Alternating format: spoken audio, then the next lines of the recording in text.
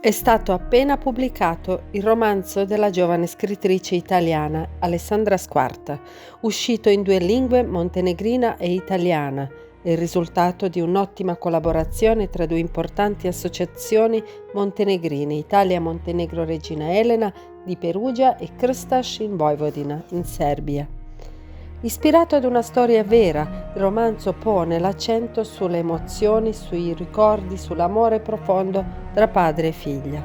L'intera storia ruota intorno alla figura di Stevo Jonovic, montenegrino in Italia, considerato da alcuni una persona spietata e da altri un eroe.